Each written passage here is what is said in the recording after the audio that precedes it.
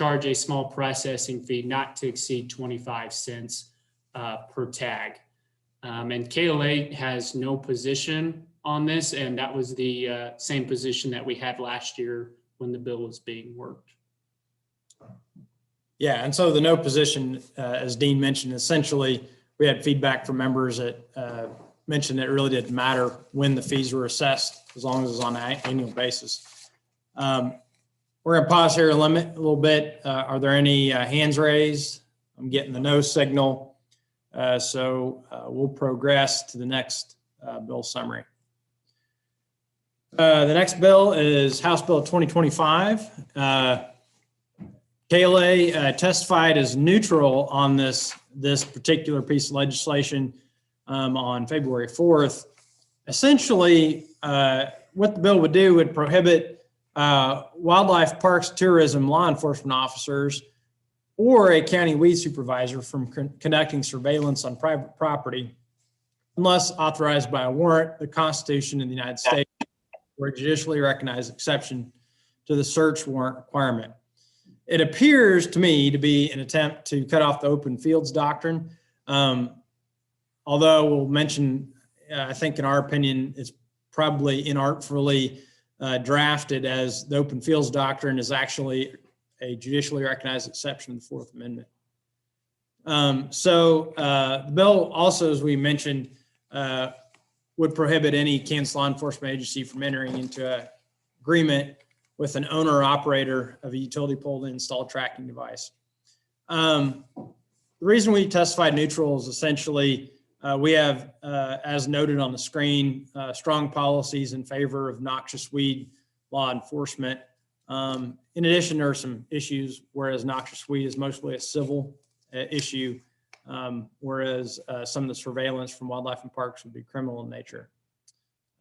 So I just got notice that our guest speaker's on. So I'm going to pause. We're going to pause this. We'll come back to it. And I know there may be some folks who may want to make a motion on this. And we'll come back to this right after our guest speaker gives his presentation. So with that, we're going to hit pause here. I'm going to back out of the share screen and allow Jerry to introduce our guest speaker this evening. Okay, well, I'm very pleased to introduce this year's speaker. It's Kansas Speaker of the House of Representatives, Ron Reichman Jr. Though he was raised in southwestern Kansas at Meade, Ron made his home in Olathe since attending Mid-America Nazarene University on a basketball scholarship. In 2013, Ron had the unique opportunity to follow in his father's footsteps, as well as serve along him in the House of Kansas Representatives. In 2016, Ron stepped into one of the state's top leadership positions as Speaker of the House. Ron is the CEO of his own roofing company, married to Kim, and has 3 children. So it's my honor to have House Speaker Ron Reichman Jr. with us tonight. And I guess, Ron, go ahead and have at her. Well, guys, thanks a lot for having me tonight. Appreciate you guys doing this, especially virtually. I can't imagine what you and your organization is going through this time of year with the cold snap that we're in.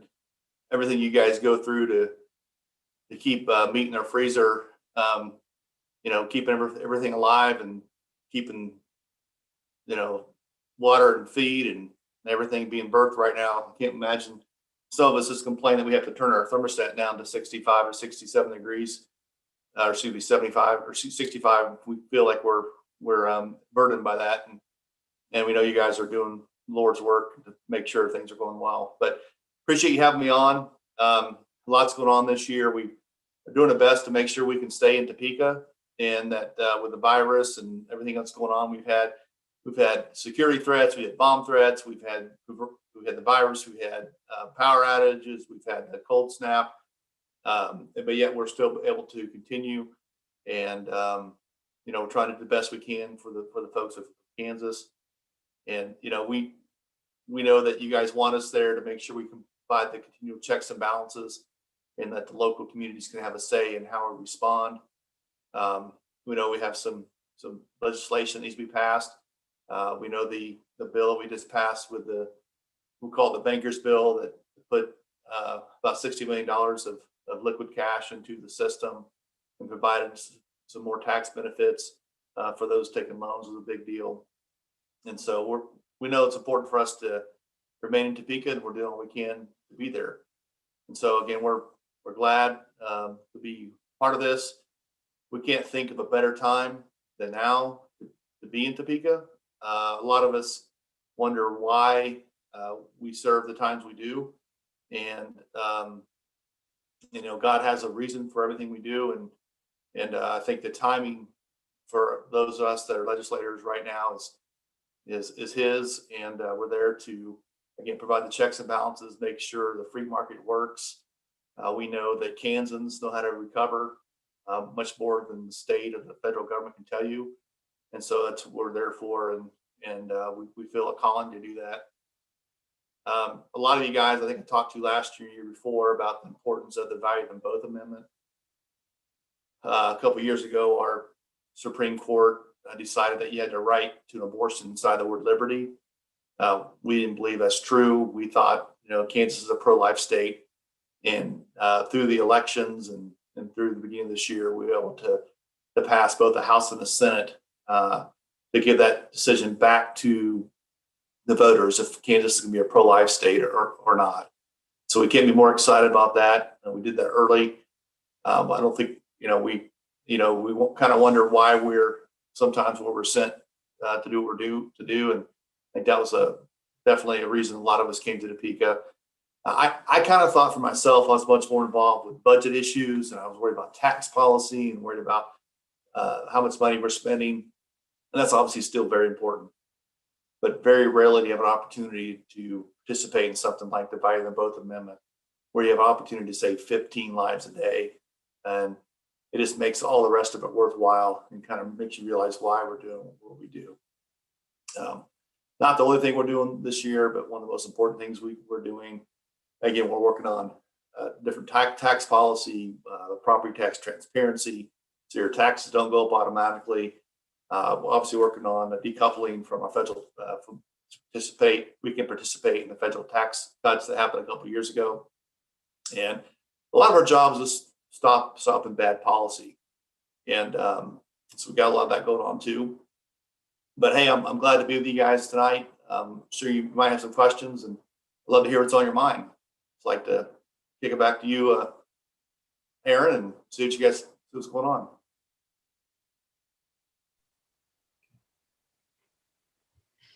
Right. I think we'll, folks, if you want to ask a question of Speaker Reichman, raise your hand and we'll get you some audio so you can ask your question, or feel free to type it in the chat box and we'll read it.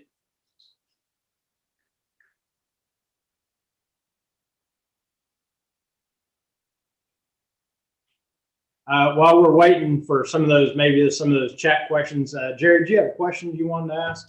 Yeah, Ron, from the KLA standpoint, one thing that has been on our mind is the bill that we introduced last year on fake meat, and I'm going to try to rerun it again this year. What do you see from where you sit, where the status is with that, and where it could go?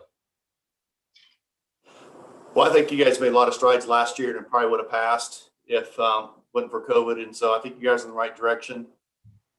We think in transparency, people should know what they're buying. And, we have a lot of folks that are packaging things that imitation, and we know that that's not the real thing. And so I think there's that balance that your team has been working on that makes it constitutional and makes it so you see the system. And so I think talking to the majority of the members, they're all with us on this, that we think that there should be transparency and folks should know if they're buying the real thing or not.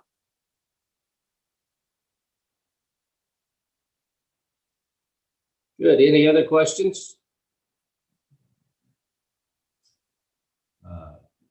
From Ron Wilson. Can you see that, Aaron? Yeah, I can. Mr. Speaker, we have a question from Ron Wilson, and he asks, would you have any comments about rural broadband? Yeah, definitely. Obviously very important to the development of Kansas. It's very important to rural Kansas that broadband gets developed. Is just trying to get everybody on the same page. We had an opportunity with some of the federal money that came in that was designated. Unfortunately, I think a lot of it was rushed, but it still doesn't stop the importance of it. Boy, does this pandemic highlight the need for it. If it's for education, if it's for telehealth and things like that. I know for me, my first, 4 years ago, I ran for speaker and I traveled the state and was more trying to convince my colleagues to vote for me and why it was important. 2 years ago, it was it was pretty clear I was going to be speaker again. So it's more of a listening tour. And I remember sitting in Boyd Orr's living room right there in Fowler, Kansas. And he talked about the need for broadband. He talked about what it costs for the attorney in town to hook up and what his expenses were to operate. And it really hit home for me that, it's important. I'm concerned about Highway 54 and obviously things, that type of transportation, the railroads and things like that. But I think sometimes we don't realize how important broadband is. I look back and you see kind of the towns that survived in southwest Kansas or rural Kansas, and it's where the railroads have gone through and where there's an elevator. And I think having broadband just as important, or will be more important in the future. And so I think it's just, I think most people get that and know the importance of that. I think this pandemic, there's some positives with this pandemic, and I think having people understand the importance of broadband in rural Kansas is one of the highlights, one of the good things that's come from the pandemic. Okay, any last questions for Speaker Reichman before we wrap up and head back to our bill summaries? Once, twice, all right. Well, Ron, I want to thank you for joining us this evening. We appreciate you taking the time out. Now, Matt probably wouldn't have got me to come to the office. I thought you was going to be here. They headfaked me to get me here. So I just wanted to meet you. So next time, hopefully we'll be able to do it in person. But thanks for joining us. Did a great job. And we're going to go back to going through our bills here. And thanks again. Well, thanks for all you guys do. We sure appreciate it. Again, another positive about this in this cold spell is for us to talk to our colleagues, our neighbors about just taking for granted that we open up our freezer and it's stacked full of beef or whatever the goods are. This doesn't happen without you guys doing it and the work you guys and your teams are putting in right now during this cold time. We sure do appreciate all you do. So appreciate it. And thanks for having me on. Thank you. All right, folks. Give us a sec here. We'll reshare our screen.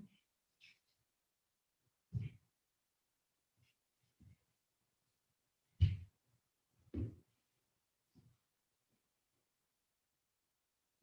Got us back? Switch that display thing. Not sure. Oops. Oh, give us a second here. We'll technical difficulty.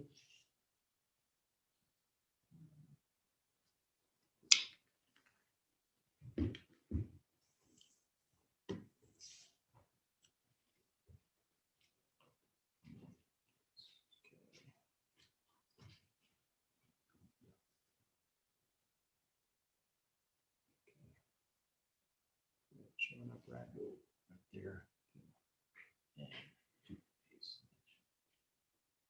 Okay. All right. Sorry about that, folks. Well, we'll go back to the third round of musical chairs, Dean. Here we go. You always have, work to get this thing planned out so that it works smooth, and then technology throws you a wrench. But anyway, where we left off was House Bill 2025. I'd explained that. And I know potentially we may have some folks I know I talked to before the meeting who might be interested in this.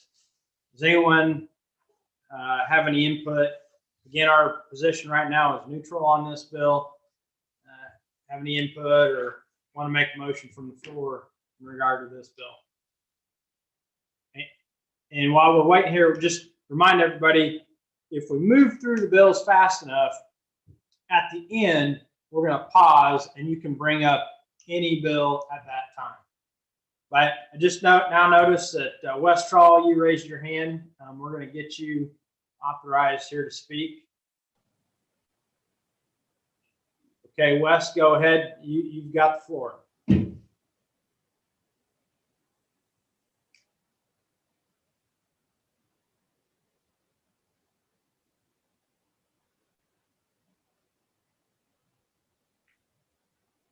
Wes, if you unmute, you should be able to talk.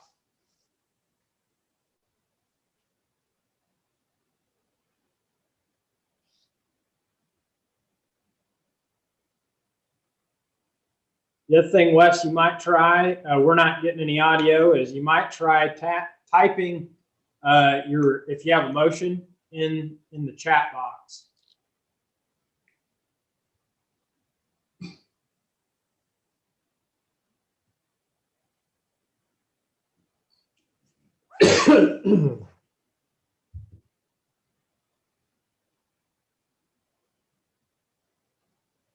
Give a second here, folks. We're trying to get linked up here. Wes, I'm just gonna go ahead and call your cell phone, and then I'll put you on speakerphone, and that should give you the opportunity to just speak through here. Yes, good evening, this is Wes speaking. There you go, Wes. This is Dean Clare. We got you on audio here. Hey, Dean, I appreciate you calling me. We're having some difficulty with the audio portion of the meeting. I appreciate your patience. You know, on this particular bill, I understand the concern on the noxious weed portion, and but I also have a strong feeling and strong support for the freedom of the fields portion. There have been abuses within our county concerning in the past KDWP personnel placing surveillance equipment on property without the knowledge of the landowner. And that's just not right. I feel that the association can separate out the noxious weed portion to the freedom of the fields portion and support that freedom of the fields portion, and we'll deal with the noxious weed portion at a later date or through negotiation with the representatives pushing this bill forward. But as I said, there has been abuse within the state. It's just something that I feel that we need as an association to take a position on, sir. Wes, would you want to make a motion from the floor? And I think we talked about this. You could do it to support a certain segment of this bill. Yes, sir, I would. I would like to support the freedom of the field portion of the bill minus the noxious weed portion. Okay, we have a motion. Do we have a second? You want to just raise your hand to second it, or if type second into the chat box. I see us. Jared, go ahead. We've got a second. So. Okay, we have a second. All right. Matt, how do you want to do it now? Well, let's see if there's any other discussion or questions. Okay. And when we get through that, we may want to do it unanimous consent. Okay. So we'd be asking for objections at that point, but let's make sure we get questions answered, have discussion. Okay, any more discussion?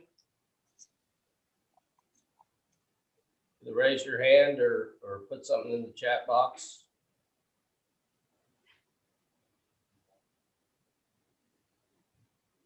I've got a couple of hands raised, so I'm gonna start with Dean Fitzsimmons. He may have been trying to second it, but I'm gonna unmute him in case he's got a Dean Fitzsimmons, you're on. You had your hand raised. Do you have a comment?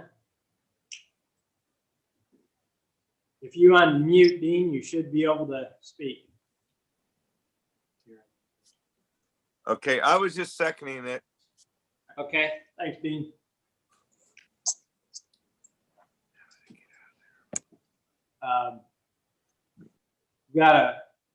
If you raise your hand a second, go ahead and you can pull that down. But if you want to speak, go ahead and raise your hand or type in the chat box.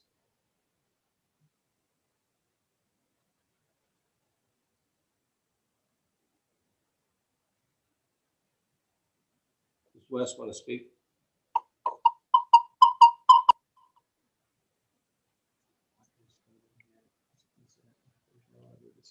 Any other discussion? Wes Trower, are you trying to speak or? No, I am not at this time, but as I said, I do have strong feelings on that particular portion of the bill. Okay, thanks, Wes. What we'll be doing, guys, is asking now for objections to adopting the motion by unanimous consent. Okay, we're gonna ask for any objections from adopting the bill. How we just went through it. If there's no objections, And Aaron or Dean, maybe make clear Yeah. what Wes is asking us to do here. So the motion on the floor is that KLA support the provision of the bill that requires wildlife parks and tourism to get a warrant to enter property to surveil. It would not speak to the noxious weed portions that we have a concern with. So we would remain with the concerns on noxious weeds, but support the wildlife and parks piece. That's the motion on the floor. And so, Jerry, I'll let you call for objections one more time, just folks, so understand process. If no one objects, Jerry will call a unanimous consent. It'll be adopted, and that'll be a recommendation to the board that meets tomorrow. So I'm going to turn this back over to Jerry, and we'll go from there. okay? Thanks, Aaron. We'll, do we have any more objections? Any objections? Raise your hand or put something in the chat box. We'll give you a little bit of time to do that. Okay, seeing none, we're gonna go with unanimous consent that we will bring that to our board of directors tomorrow. All right. Moving on to our next bill. Dean, you're up. All right, next on the list is House Bill 2032. This bill was pre-filed before the start of session by Representative Carmichael. And what this bill would do, it would make it illegal to use any artificial light for the purpose of spotting, locating, or taking of wildlife. This is most likely in reaction to a recent changes or amendments to wildlife and park regulations that KLA supported that opened up the season for allowing artificial light for the purpose of coyote hunting from January 1st to March 31st. And so this bill is not scheduled to have a hearing. We don't have any indication that it will have a hearing. But right now, in accordance with KLA Policy 32, and after the recommendation from our Stock Growers Executive Council to support that expansion of that season under regulations earlier this year, we would be opposed to that bill. But we have no indication right now of any hearing being scheduled for that. Any comment on 2032 before we move on? Seeing none, and again, we'll come back at the end if we miss you. Keep track of your bill, and we'll catch up to you at the end. Next bill in line is House Bill 2155. If you've been with us in the program, last year. You'll remember this. This is a bill that KDHE originally brought in 2019. We had some concerns that it has to do with spill remediation. Had some concerns that pollutants could get expanded to normal ag practices, particularly with some lawsuits that are going on in other states. And so we originally, back last session, opposed it, but we're able to work with KDHE, other stakeholders to exclude manure and crop waste, as well as get a definition, application of fertilizer and pesticides, if they're according to the label and part of normal ag operations, part of the release of the pollutant. With those changes, we agreed to support the bill, and that bill has been forwarded out of the House Ag Committee on February 11th and is waiting for further action on the House floor. Any comments on House Bill 2155 before we move on to the next slide? Seeing none, we'll go ahead to the next bill. The next bill is involving raw milk and would require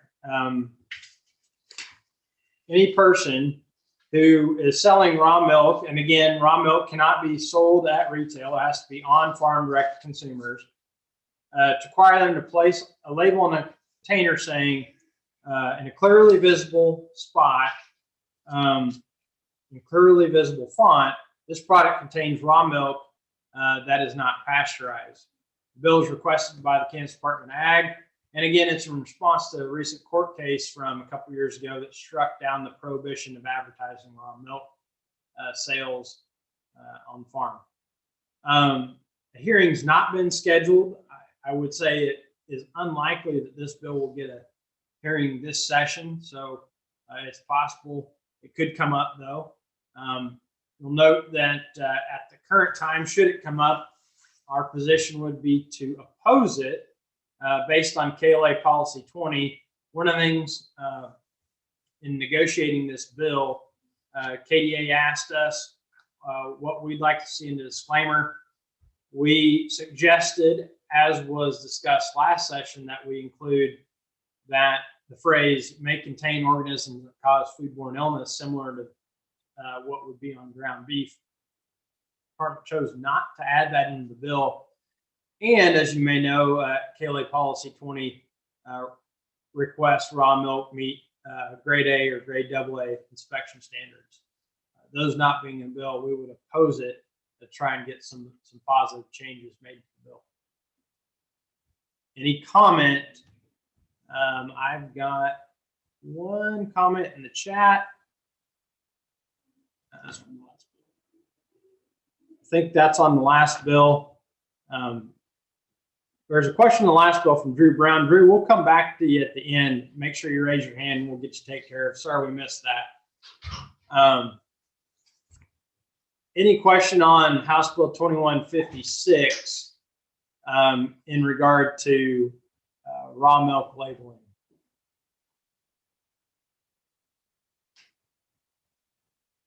If not, we will go on to the next bill. Next bill is House Bill 2204. That is our fake meat labeling bill. If you recall, this bill is similar to the bill that came out of the House committee last year before the COVID-19 pandemic shut down the legislature. If you have a meat analog, and there's a definition for that, basically if it's something trying to emulate meat that doesn't contain meat, you have to label it with this product does not contain meat, meatless or meat-free. You could also use the federal imitation rules that require the word imitation immediately before the meat term that it's emulating. Would note that we've excluded advertisements and menu boards to, one, the menu boards aren't actually regulated by KDA, and advertisements draw some First Amendment issues. This bill's been introduced in the House Ag Committee. However, at this time, it's not being scheduled for a hearing. And the reason for that is we've been in some discussions with some companies, primarily Kellogg's and Tyson, that are developing some of these products, but unlike Beyond Meat or Impossible Foods, are not targeting meat consumers. Their goal is to market more towards vegetarians and vegans, and we're trying to see if there's some additional changes that we can make to accommodate some of this. Primarily, that's centered around some of the more processed-based cuts like burger, sausage, etc., to see if they might be amenable to things like veggie or vegan that clearly denote that it doesn't have meat. I think the line here, though, in these negotiations is we do not want to see plant-based. NCBA has survey data indicating that 55% of surveyed consumers believe that by using the term plant-based, that it would have meat. And so I think at this point, as a speaker mentioned, leadership's open to this. I think the concern we have is given the kind of restricted nature of the legislature with COVID, I think we could certainly get this bill out of the House Ag Committee, but we do not want to risk a floor fight that could see adverse amendments and a bad vote in a time where it's difficult for our lobby team to build relationships and have these discussions. And the speaker noted that they understand where we're coming from, but the fact is they're only running general orders, which is when they consider bills once or twice a week. And so there's a long list of backed up bills. And so I think our goal is to make sure that we can get a product that we can get across the floor. And in our estimation, if we need to wait until next year where we can adequately lobby this bill, that's probably how we ought to go about that, because we do not want to lose a bill or end up with a product that does not actually exact change. Spend a little more time on that since that's a major issue for our members. I know that's a lot to unpack. And so any questions, comments? And again, if we miss you, we'll come back and read the chats and catch up here at the end of the presentation. All right, Dean, you're up next. I feel like this is the point of the meeting where we would normally point out those whose eyes are starting to glaze over or starting to nod a little bit. So if you're at home watching, make sure you're staying awake. We got some exciting bills to talk about. This next bill, House Bill 2309, was introduced this last week by Representative Ree Hsu, and then was referred directly to the House Committee on Agriculture that same day on which he serves on that committee. This bill is commonly referred to as the Right to Repair Act. It's legislation that's been talked about in other states, and what it would do specifically for agriculture, as this bill is intended, would require manufacturers of electronic-enabled equipment to make available to farmers, ranchers, and other independent repair providers the documentation, parts, and tools necessary to diagnose, maintain, and repair any such equipment. Generally, this is simply designed to make sure that the software is available, that if you need something repaired on, you don't have to go directly to the manufacturer to have it worked on. KLA does not have any policy in direct response to this, but as it does include language about agriculture, we wanted to make sure that we brought it up. Any Questions? Okay. We have a raised hand. Oh, raise hand. Whoops. We'll go back to you. Drew Brown, you raised your hand. We're going to get you recognized here and able to speak. Do we have any specific examples of anything that where there is something that's being used that we wouldn't have the right to repair? I mean, is there something out there that we could point directly to and say this is something we should have the right to? Well, Drew, I'll maybe take this. So usually what happens is there's some intellectual property in some of this new equipment that has a lot of different computer programs and codes and whatnot. And I think one maybe example that's come up here with some of our folks, for instance, in feed yards, feed trucks. They often have a lot of programs like, for instance, the DEF fluid, things like that, some of the emissions controls.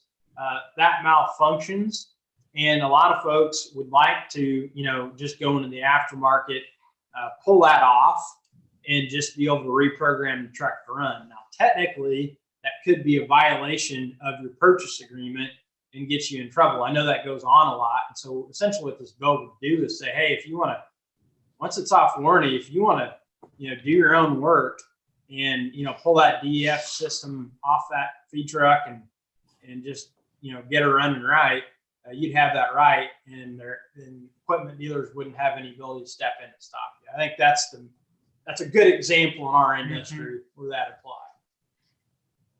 That answer your question, Drew? Yes, sir.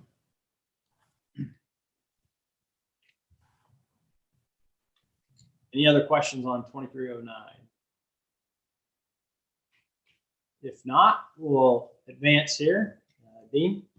So this next bill was also introduced by Representative Shu on the same day and referred to the House Committee on Agriculture on the same day last week, February 10th, with no hearing scheduled for this bill. What this bill would do would create the Kansas Healthy Soils Fund and the Kansas Healthy Soils Initiative. Basically, what this bill would do would be to include healthy soil practices to the list of state conservation cost share programs, and also create a fund that private money and money appropriated by the Kansas legislature could be put into this fund to be used for healthy soil practices. This bill would also require that all of the state conservation commissioners be able to demonstrate competency in healthy soil practices. Again, KLA does not have any specific policy on this, so we do not have a position nor is a hearing scheduled to discuss this bill. Any questions, comments on 2310? If not, we're going to roll on here to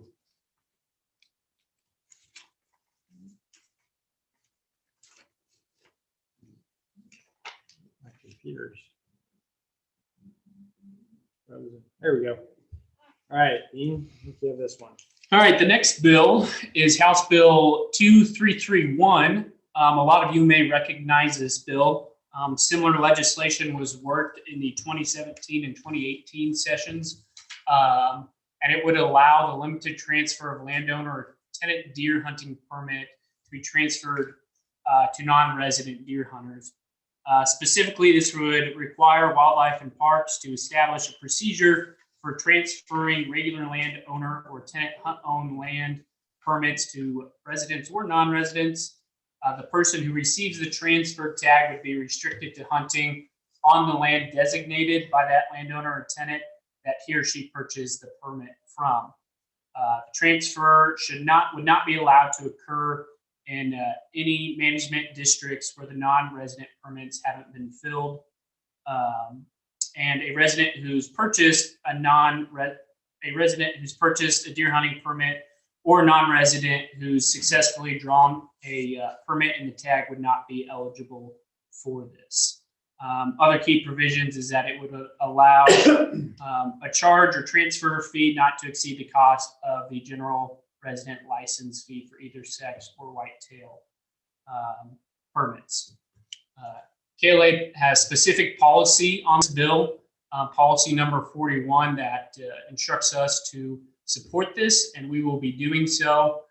From what we know, a hearing is supposed to be scheduled for next week, February 22nd, and we will be there testifying in support of this. And you will see there the long list of representatives who have introduced this bill.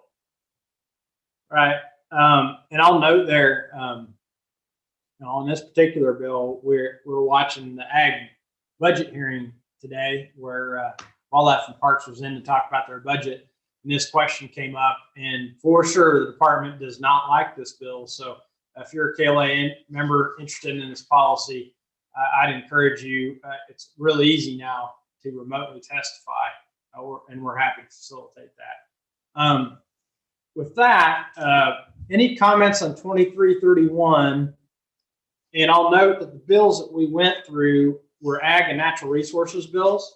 So we're going to pause and see, do you have any questions so far on the ag and natural resources bills before we go on the taxation question? I know in the chat box, we had Drew, you asked a question, and I'm going to pull up that question. Drew, you asked on House Bill 2155, what about dirty water leaving the facility?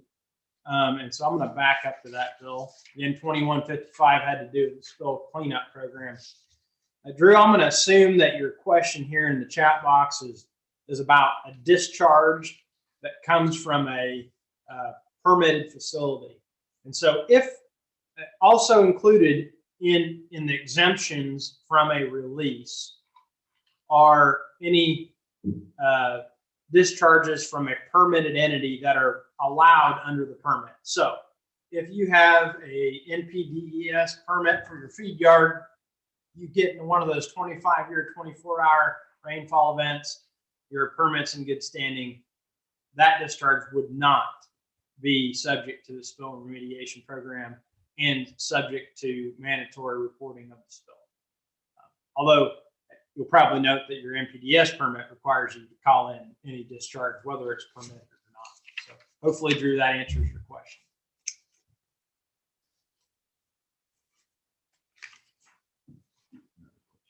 Okay, I got another question here from Amy Langbart. Can you tell us a little more about the makeup of the House and Senate Ag committees?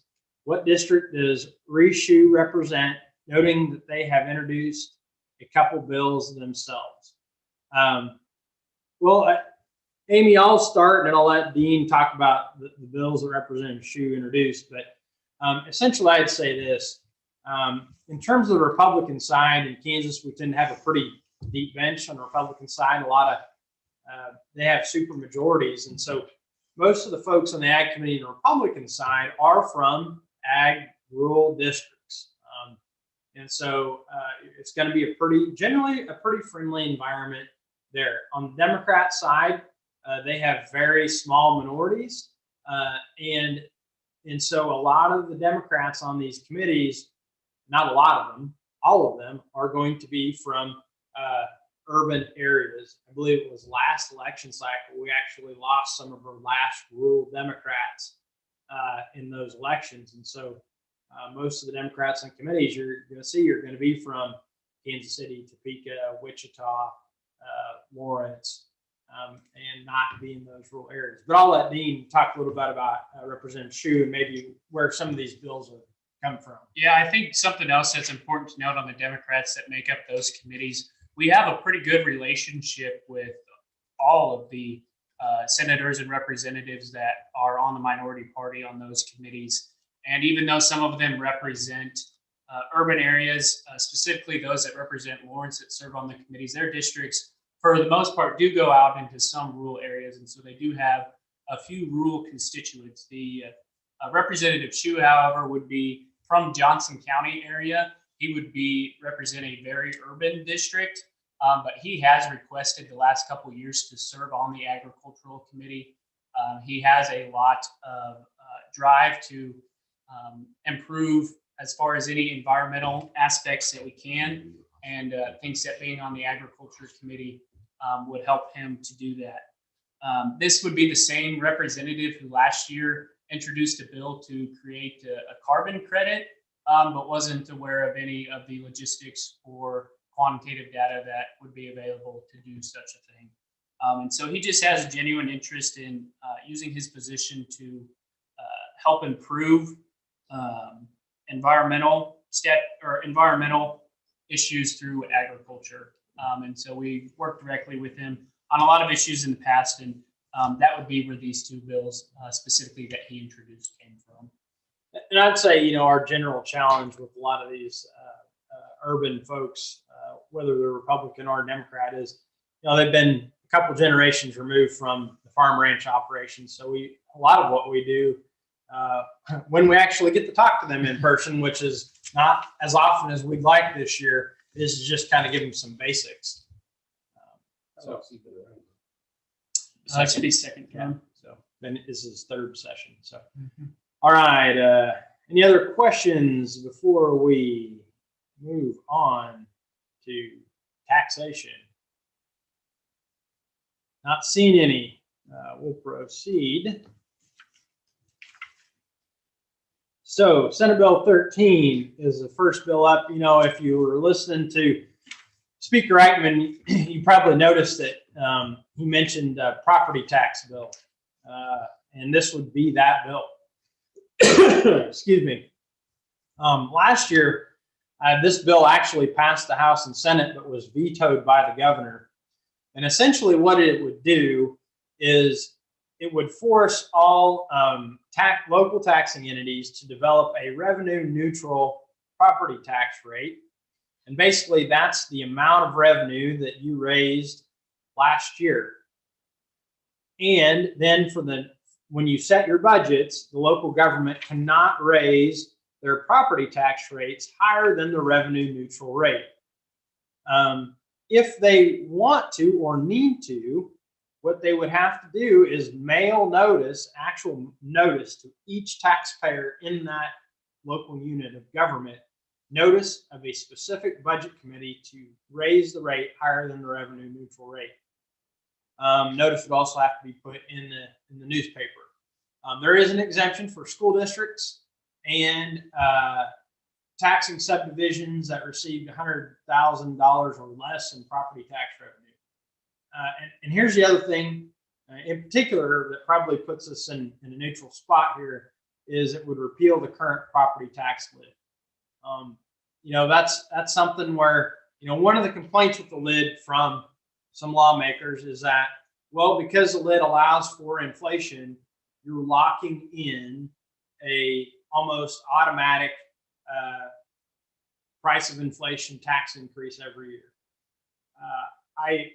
Just a little sidebar and editorial, I would say that often is the case because you don't have folks on local government who are paying close attention during the budget meetings. I say that because I actually am serving on Makerville City Council, and our accountant, when we started the budget meeting, said, okay, well, I've set all of our initial budget numbers to account for inflation. And it wasn't until I said, well, let's see if we can, you know, not raise taxes. And if we need to, we'll do it. If we don't, and if we need less, we'll cut less. So a lot of that is just ingrained. And so that's led to some legislators saying, hey, let's take a different approach. I think there's some skepticism in ag circles about whether this approach will actually lead to lower property taxes. I think a lot of us understand that our local units, if they feel they need to do it, there's not a lot of folks in rural counties. These notices will probably go out and the hearings will happen. So for that reason, we have no position. Normally, our tax policy would say anything that would help reduce property taxes we'd be for. But with this one, it's muddy. The water's a little unclear, a little muddy. And so we're sitting on the sidelines here and seeing how this turns out. Any questions on that, Bill? All right, next bill. I All right, this is going to run on a couple slides here. Nope.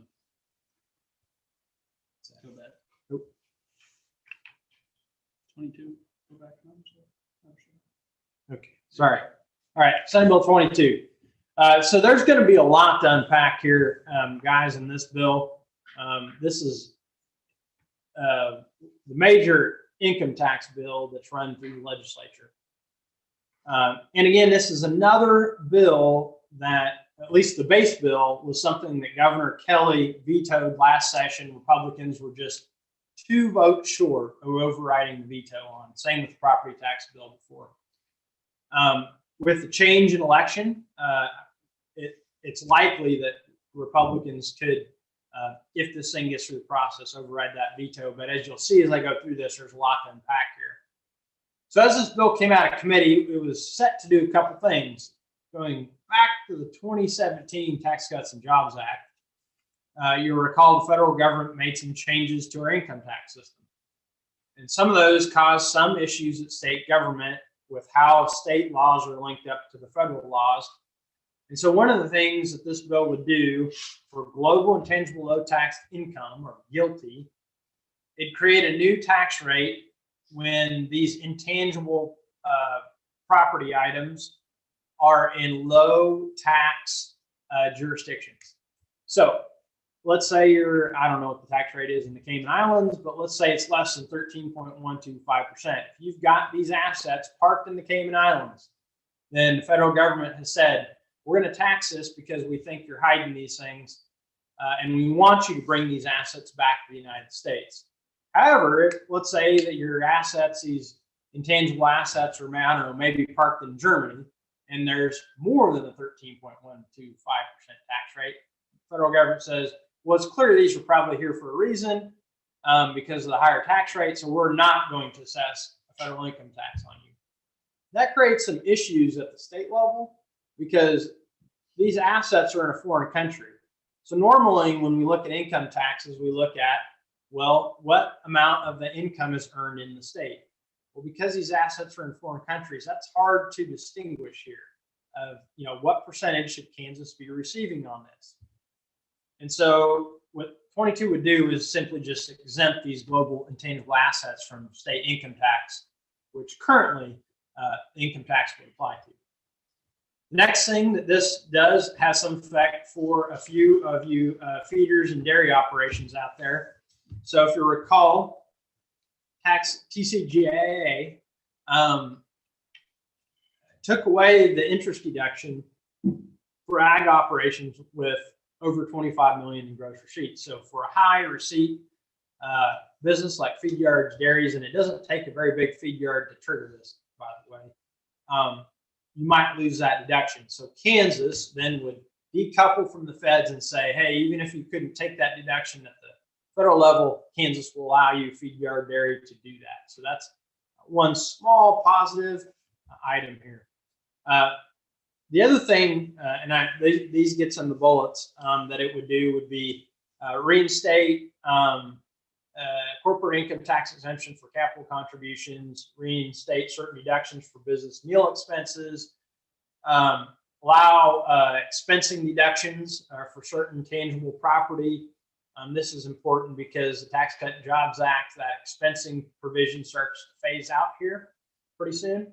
It'd allow deductions of FDIC premiums for banks, and it would exempt Kansas income tax from the Paycheck Protection Program. I know a lot of you may have used that. That's actually something that the Department of Revenue has said they're likely to exempt that, but it's unclear, and so the legislature wants to make clear that that is the case. And finally, if you're the victim of identity theft and someone generated a 1099-G that from unemployment that you didn't receive, then the legislature is directing those folks to be not, that you're going to exempt you from any adverse effects there.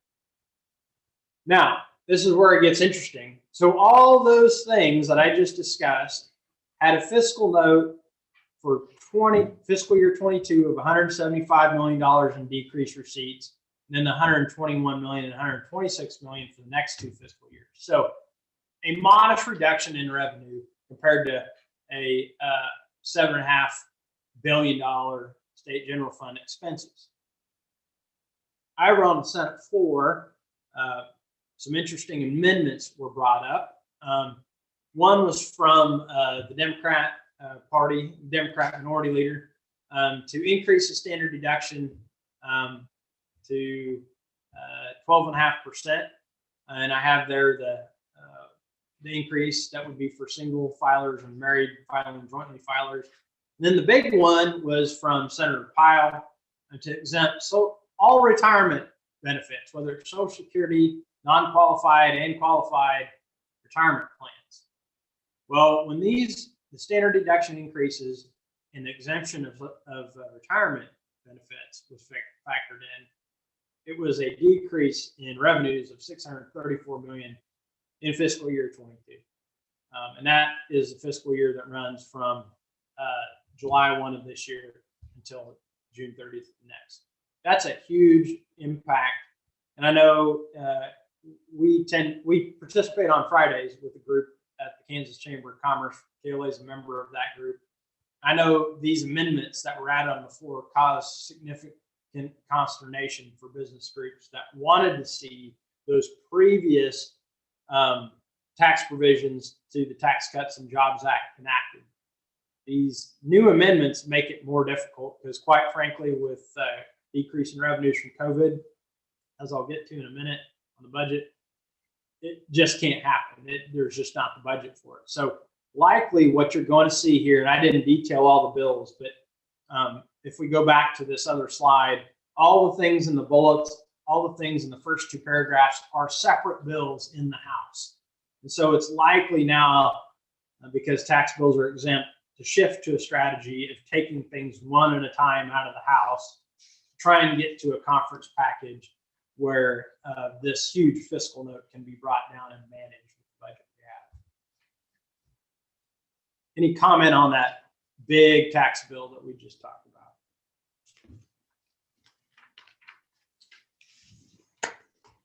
All right, Dean, I think you have this one.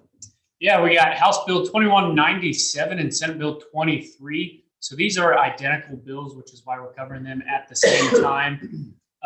Senate Bill 23 has already been referred out of committee, and House Bill 2197 is expected to have a hearing this week. And our KLA policy would be to support this. So what this bill does is there's currently for homesteads that any natural disaster declared by the governor that destroys 50% or more of your homestead, you would be allowed to petition the county commissioners for a abatement or tax or credit of property taxes. What this bill would do would extend those to agricultural buildings or improvements made to agricultural buildings. These bills are flying through pretty quick. Every major ag organization has been a proponent of these bills and are working through pretty quick. And we are supportive of them. There's not any questions on that. Then we will continue on to House Bill 2023. This bill was pre-filed for introduction by Representative Highland and referred to the House Committee on Taxation and had a hearing just a couple weeks back on February 3rd. What this bill would do is change the current agricultural land valuation formula, commonly known as use value. Currently, the formula uses the method of the 8-year method of moving averages, which is a way to say that it takes the 8-year average of the 8-year average to determine the property taxes of agricultural land. Things that go into that for grassland is primarily survey data for landlord rental rates. And what this bill would do would change that formula to just a simple 8-year average. The intention of this bill was to allow property taxes to be more reflective of current ag markets. The current system, the current formula used is to decrease fluctuation from year to year. However, the issue that we found and that caused us to testify as neutral, even though our policy would normally support the possibility of decreased valuations, is there's a 2-year lag in that data that's used to develop that landlord net income for grasslands, and also the other valuations or data collected by NRCS, Kansas State survey data, and the Kansas Ag Statistics has a 2-year delay. And so, for example, for tax year 2020, the data from this past year would not be going into that formula. The most recent year would be 2018. And so because of that, even though it would be more reflective of markets, there would still be a lag. And so if markets for some reason crashed and the year before was a good year, we'd still see a higher increase in ag land valuation. And so that's the reason that we determined to stay neutral and highlight those concerns. And after that hearing was held, that bill has not moved forward. We have not heard any word of it doing so.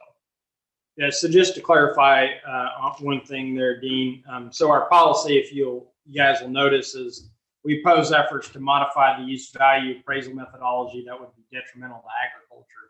When we looked at this bill, the main difference between an 8-year simple average and an 8-year average of the 8-year average is that your highs in valuation would arrive sooner and they'd be higher, and your lows would arrive sooner and they would be lower. The end net effect over 8 years is a zero-sum game. It just introduces volatility. And so essentially it was hard to gauge really whether this would be have an adverse effect on the system. It's just making a slight tweak. But one of the things that Dean did say when he testified on this bill was that if this bill were to advance, if anyone were to file an amendment to change anything, like for instance, the capitalization rate structure where there's a cap and a floor, we would quickly become opposed to this concept. So like I said, some short-term gain here, but increased volatility. That is our last tax bill. Before we move on to a few of the other topics, we'll pause there. Are there any other questions about the tax bills?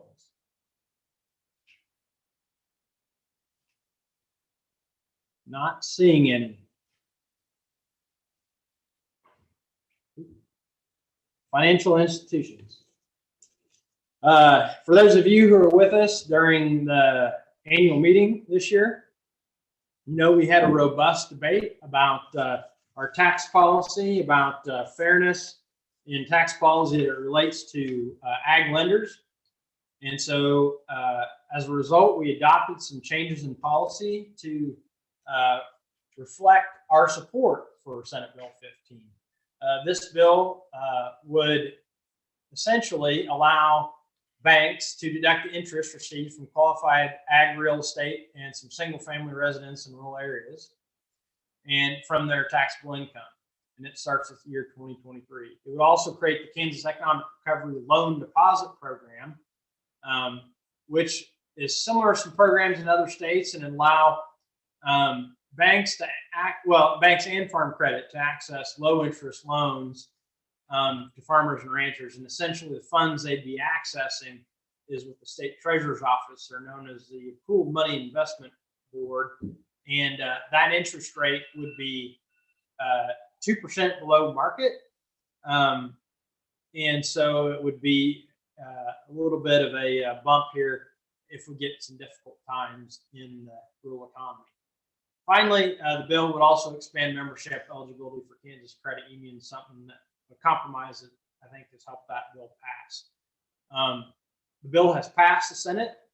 It passed the House without any amendments, and because of that, the bill is now on its way to either be signed or vetoed by Governor Kelly, and we await the outcome of that.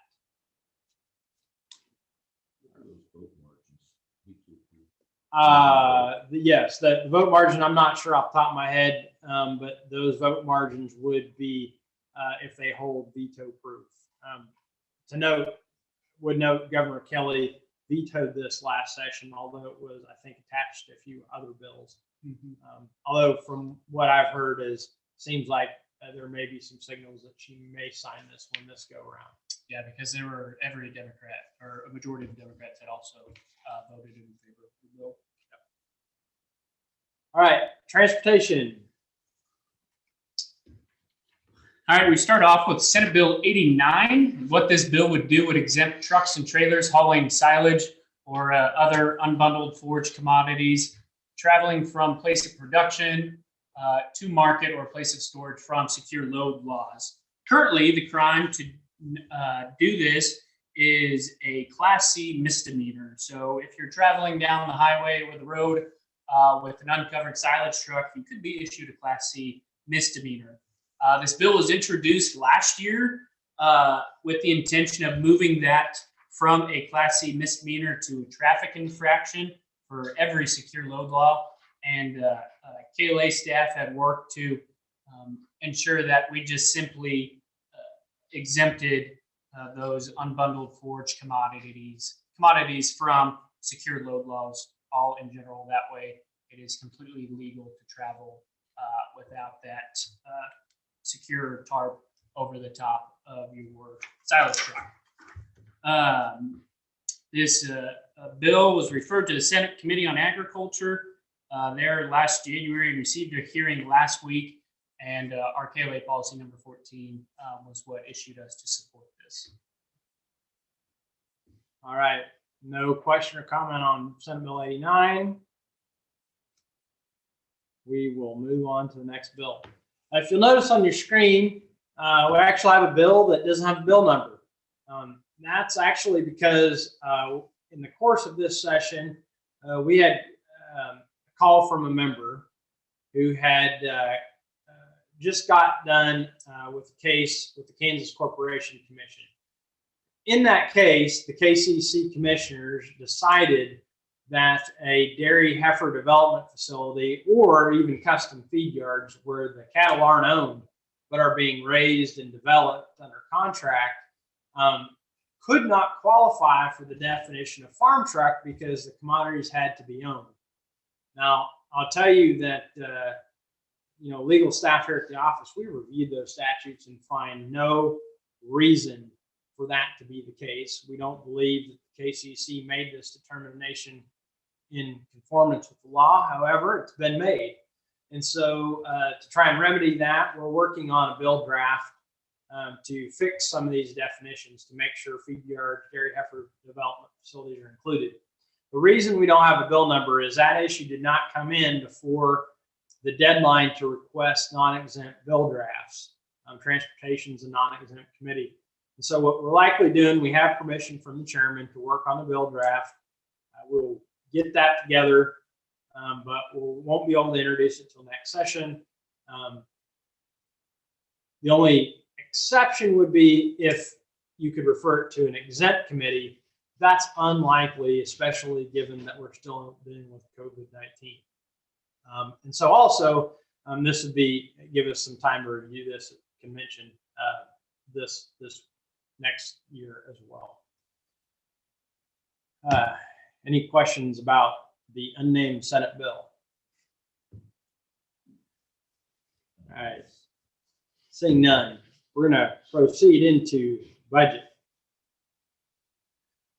So I mentioned, during the tax bill that we were dealing with some pretty tight budgets this year. And actually, if you followed some of twice a year, just to back up, what's called the consensus estimating group gets together and they try to predict what revenues are going to look like for the upcoming year. And the reason they do that is so that the legislative budget committees can put together a spending plan that stays within the amount of revenue, because in Kansas, our Constitution requires us not to exceed our revenues. We have to have a balanced budget. And so back in April of 2020, at just the peak of the pandemic, things were looking pretty dark in terms of revenues.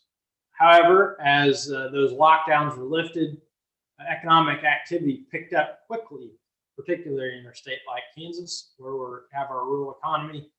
And so revenues have actually exceeded expectations. And if you look there in the summary, you'll note that we're up as much as 11, almost over 11.5% above the prior fiscal year.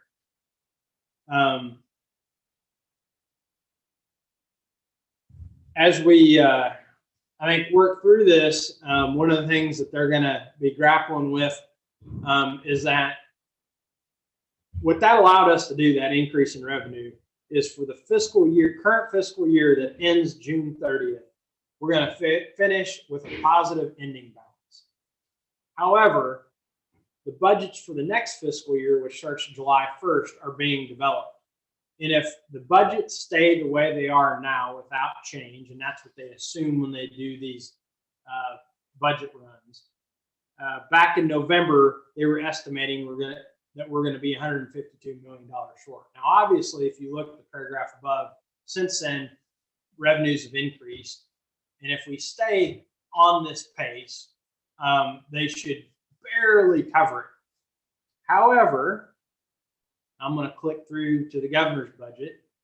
The governor's proposing about $500 million in extra spending over the current fiscal year. That will quickly put us in the red unless there are some adjustments that are going to be made. And so every year the governor proposes a budget. And one of the things that she proposed to do was to re-amortize capers over the next 25 years to try and decrease spending. Again, if you re-amortize, you string out that debt, and so you're paying less up front. And that gains her a little bit of room in the budget. She also includes money for Medicaid expansion, which she is proposing to offset with revenues from legalized medical marijuana. That triggered some interesting quotes from the House Majority Leader. I think it was "high hopes and pipe dreams" was his response. Everybody got a good chuckle out of that. The governor also, in her increased spending, has a 2.5% pay increase for state workers, additional judicial salaries, again, a ramp up in K-12 funding, and does not continue some of the transfers out of the highway fund, albeit at a lower level. She also is proposing some new taxes. One is the sales tax on out-of-state internet sales, which currently her administration is doing, although I don't know with what authority.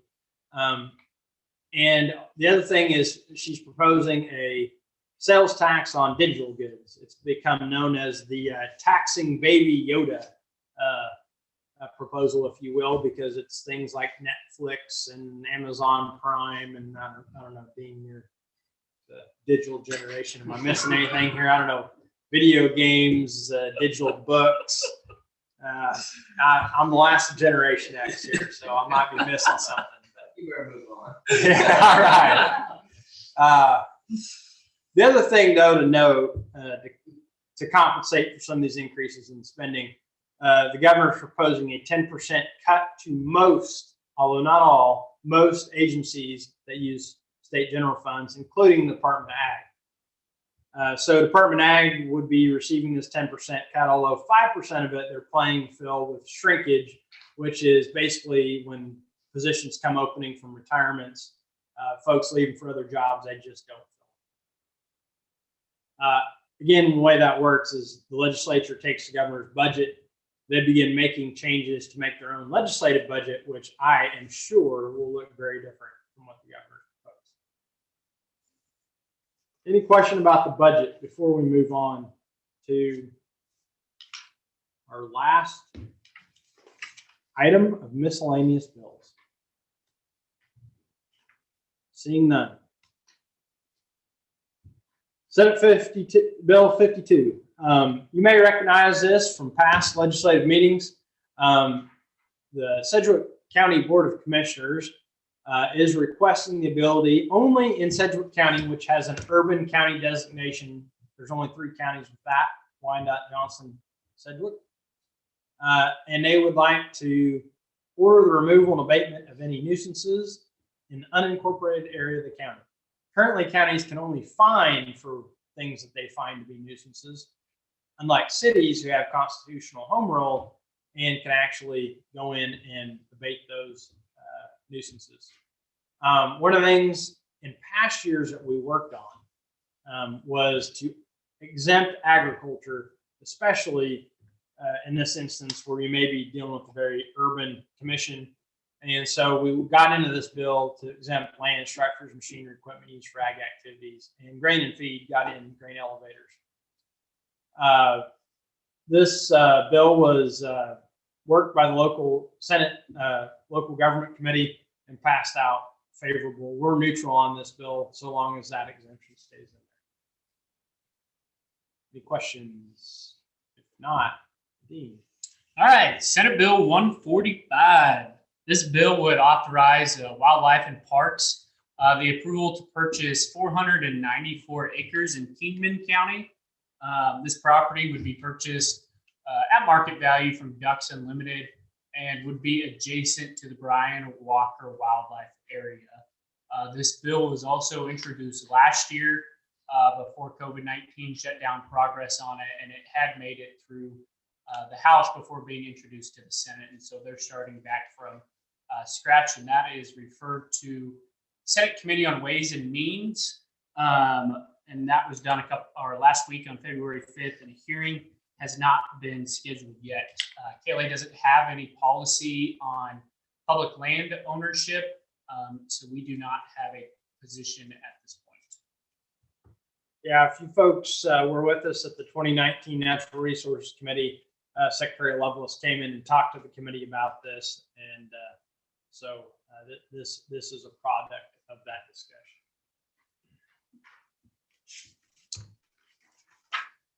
All right, next bill, Senate Bill 206. This bill would enact some changes to the eminent domain statutes. Currently, you only have to have 14-day notice of commencing a condemnation action from the condemning authority. This would put in place some pre-proceeding requirements to hopefully add transparency and protections for landowners. So the 14 days, you now have to give 60 days notice that the condemning authority is going to file that petition. They also have to give the excuse me, property owner notice that, hey, you have the right to seek legal counsel. You have the ability to negotiate counteroffers with us. You can obtain an independent appraisal, and you can contest the right to condemn in a separate legal proceeding. In addition to the notice, 60 days prior to proceeding, the bill would also require at least 30 days prior to the filing of the petition, an actual offer, appraisal and offer coming from the condemning authority. That offer has to obviously be equal to or greater than the appraisal, and that appraisal has to be made available to the owner. In addition, once you get to the proceeding, if a judge finds that the condemning authority did not use good faith, and good faith means that they had to make available to the owner of the appraisal, they had to consider any alternative location suggested by the property owner, and they had to consider any counteroffer made by the owner. If any of those aren't met by the condemning authority, the judge would be required to dismiss the petition for condemnation, although it'd be without prejudice, and the condemning authority could restart it if it went through the 60-day process we just outlined. But if it was dismissed, the property owner would have costs and attorney's fees reimbursed. This bill is set for a hearing. Actually, the date on there is wrong. I just got notice today that that's going to get rolled to next week on the 23rd. But based on our eminent domain policy, we plan on submitting testimony in support of this bill. There's no questions. Moving on to Senate Concurrent Resolution 1606. This would be a bill to enact a constitutional amendment to allow counties constitutional home rule. If this sounds familiar, it's because It is. This bill has been here for probably the last 4 or 5 years. And I'm going to speak directly to any of you members in Riley County. If you are in Riley County, this is coming from your commissioner. Please tell him to stop. This is really wasting our time. Basically, a longstanding KLA policy, we're going to oppose this.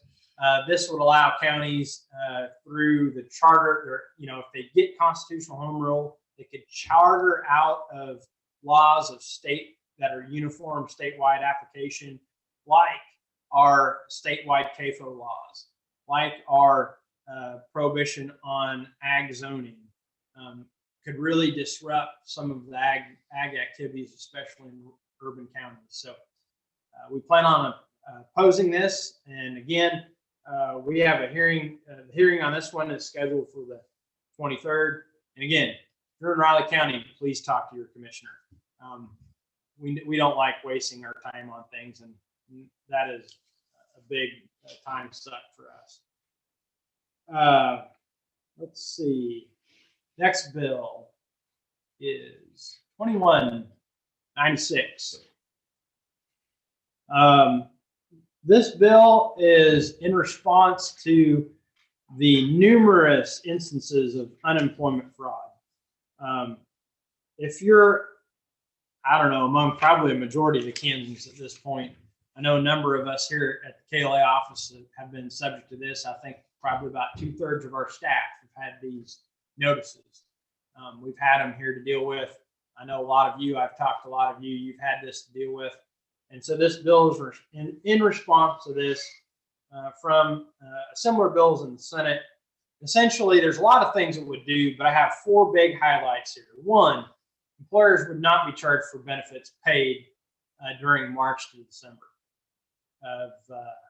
from last year to this year. They'd not be required to reimburse the state for claims identified as fraudulent by the employer. Time limitation on disputed claims would not apply for the extended time period here when we're trying to sort out this fraud issue. And Department of Labor would be required to immediately and fully credit an employer's account for any benefits that were determined to be fraudulent or provided in error. Now, all that sounds really good. However, point you to the next paragraph here. At this point, the Division of Budget says they have no idea what impact this sort of bill would be on the state general fund, because the Department of Labor still has no real clear picture of the total amount of fraud out there. However, during the course of this hearing, I believe Kansas is now ranked in the top 1 or 2 of claims paid out. I'm not sure if that's per capita or total, but it's a serious issue. We've got some serious problems. Is this going to be the end solution here? I don't think so, just because the financial impact on the budget would make it difficult. I do think there are some things in the bill that they're probably going to look at. 1, to make sure, because if you know how unemployment works, if you have a certain amount of unemployment claim, it changes your rating. So 1, I think they want to make sure that when things are identified to be fraudulent, that hit to the employer's record is taken off. The other thing I think it can do is there's a certain ratio they use to increase unemployment taxes on employers to fill the fund up so that it remains solvent.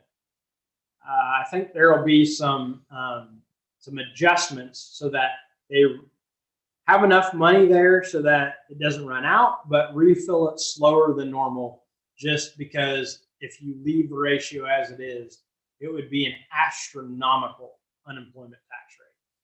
So there's a number of really bad things that have occurred, and a number of things are being worked through on this. We've kind of sat back and watched this. There's a lot of, I think, very knowledgeable groups like the Kansas Chamber and other businesses with experts on unemployment working on this. We'll be mindful of anything that, watching out for any ag specific stuff, but I think this really probably will get worked through because leadership is really keyed in on this on this issue? Any comments on 2196 before we get to our last bill? Not seeing any. Excuse me, the last bill, Senate Bill 34, would. It wasn't in the packet. Yeah, so Senate Bill 34, please look at your screens. We did not get this in the packet. As we're going through, we missed this one. Apologize for that.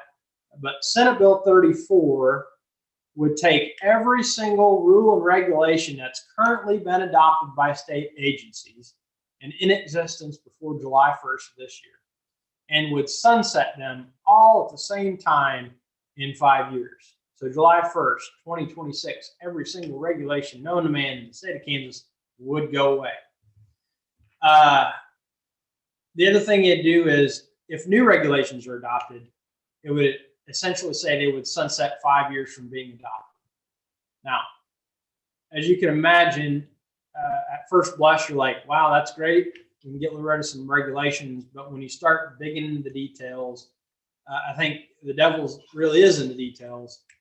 And I think as we got into this, the reason why we oppose this based on our policies we list below, one, it would create a huge backlog of regulatory renewals, endangering a significant number of animal health programs like brucellosis, TB programs we have here in Kansas, because every rule that has to be reinstated has to go through a lengthy reassessment process.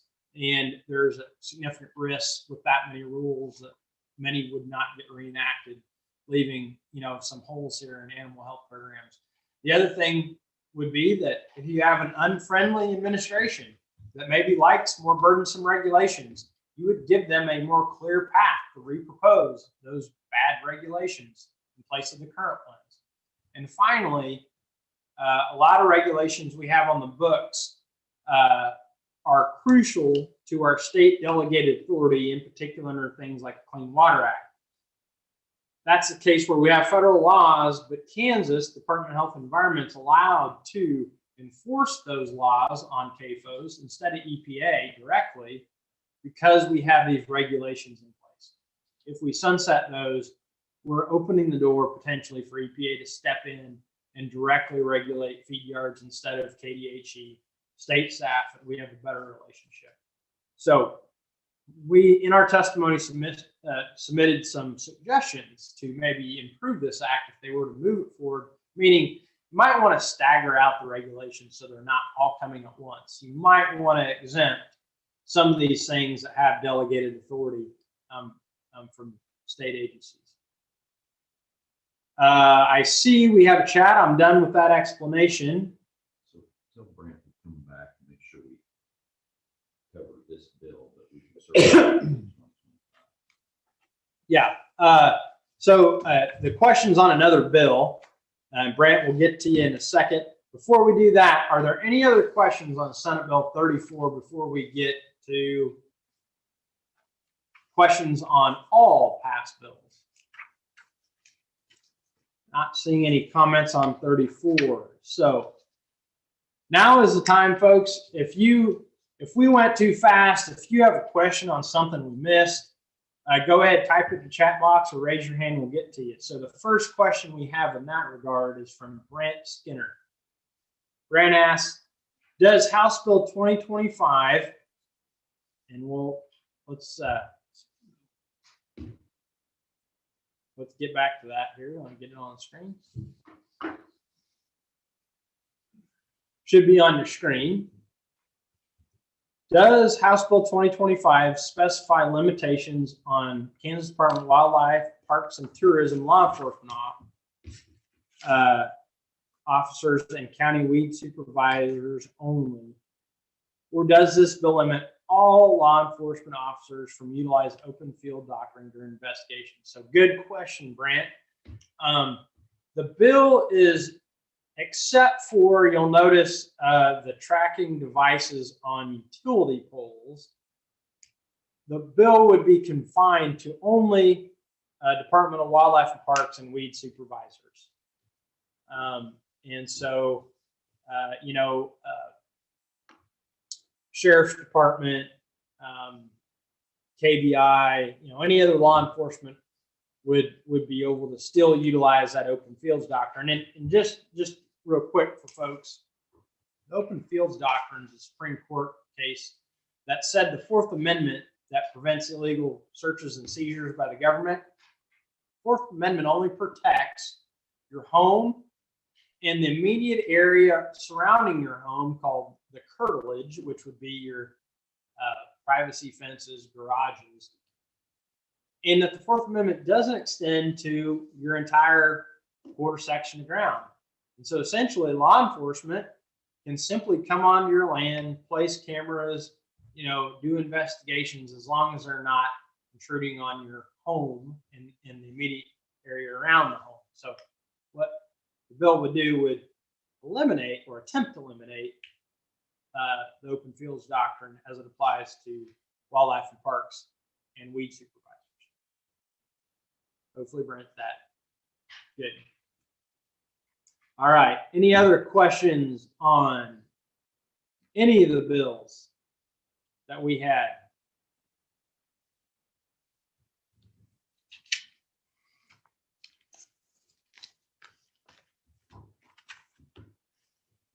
All right. Again, one last time, any other questions? Going once, twice. All right. I'm going to pop back on the screen here. Okay, anything else we need to share, Matt? I don't think so. Okay. Well, I want to thank everybody for joining us. Looks like we had good attendance. I really believe probably didn't fit in to give formal introductions, but if you just watched what Aaron and Dean have done here, I don't know who we'd have any better leading us and taking care of these policies and different bills and being our lobbyists at the Capitol. So if you can't tell, they get pretty deep into it and they understand it, and we couldn't have a better team. So thanks both of you guys. You've done a great job tonight, and you always do. So with that said, I don't have anything else. I guess we'll call it quits. We good, Matt? Good. All right. Yep. Thanks, everybody.